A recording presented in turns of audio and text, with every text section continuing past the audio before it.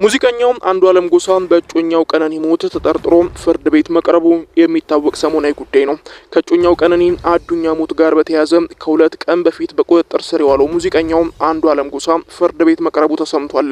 አንዱዓለም በግድያ ተጠርጥሮ መጋቢት 4 2017 ዓ.ም አራዳ በሚገኘው የፌዴራል ፍርድ ቤት መቅረቡን የድምጻዊው ጠበቃ ሊበን አብዲ ተናግሯል።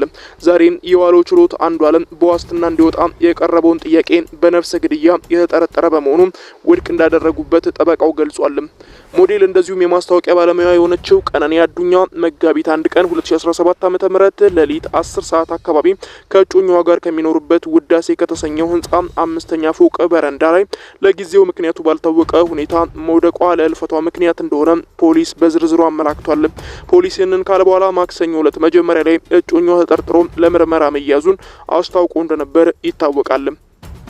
በዛሬው ችሎቱም ቀነኒ መጋቢት 1 ቀን ሌሊት 10 ሰዓት ላይ ገደማ ከምትኖርበት አፓርታማ 5ኛ ፎቅ ላይ ወድቃ ህይወቷ ማለፉን ፖሊስ በዚሁ አስረድቶ እንዳለፈ ለመመልከት ተችሏል። ፖሊስ ይህንን ካለ በኋላ ማክሰኞ ዕለት መጀመሪያ እጮኛዋ ተጠርጥሮ ለምርመራ መያዙን አስታውቆ ነበር። ምርመራውን ለማድረግ 14 ቀናት የጠየቀው ፖሊስ እስካሁን ድረስ አሻራ ማንሳትና የአስክሬን ምርመራ ማድረግ እንደዚሁም የሰው ማስረጃ ማሰባሰብ ላይ እንዳለ ለፍርድ ቤቱ አስረድቷል። አሁንም ለምርመራ ፎቶግራፎች እንደዚሁም ደግሞ ከመዝገቡ ጋር ለማያያዝ ሰዎችን ምስክርነት ለማሰባሰብና የአስክሬን ምርመራ ውጤት እስኪመጣ ድረስ በጥቅሉ 14 ቀናት መጠየቁን ፖሊስ ለመመልከት ተችሏል። ይህን በእንዲህ እንዳለ የድምጻዊ አንዱዓለም ጠበቃ የፖሊስ ጥርጣሬ በዚህ ችሎት መቃወሙ ታይቷል። በመካከላቸው ምንም አይነት ችግር አልነበረም። በዚያን ቀንም በሰላም ውለው እርሷ ፎቶ ስትነሳ እርሱም ከጓደኞቹ ጋር ለኮንሰርት ሲዘጋጅ ነበር። ወደ ቤት ሲገባም በመካከላቸው ምንም ጸብ አልነበረም። ጾም ስለነበር ከተፈታ በኋላም ሽምግልና ልኮ ለመጋባት ስምምነት ዝግጅት ላይ ነበሩም ሲል ገልጿል። ስለዚህ በመካከላቸው እርሷን ለመግደል የሚያበቃ ምክንያት አልነበረም ሲል ጠበቃው መከራከሩ ታይቷል።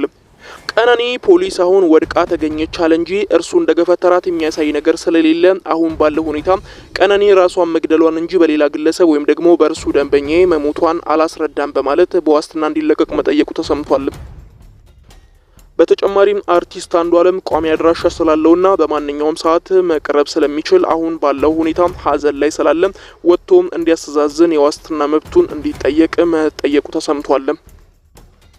ፍርድ ቤቱ በነፍስ ግድያ የተጠረጠረ በመሆኑ ለጊዜው የዋስትና ጥያቄ አንመለከትም፣ የአስክሬን ምርመራ ውጤት ይምጣ፣ ማስረጃ ይሰባሰብና በቀጣይ ቀጠሮ የዋስትና ቀጠሮን የምናይ ይሆናል በማለት ጠበቃውን አስረድተውታል።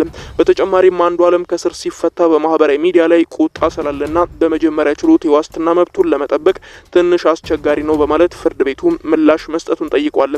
በዚህም መሰረት ፖሊስ ለምርመራ ከተጠየቀ 14 ቀናት ውስጥ 13 ቀናት ተፈቅዶለት ቀጣዩን ቀጠሮ ለመጋቢት 7 2017 ዓ.ም መቅጠሩ ታውቋል።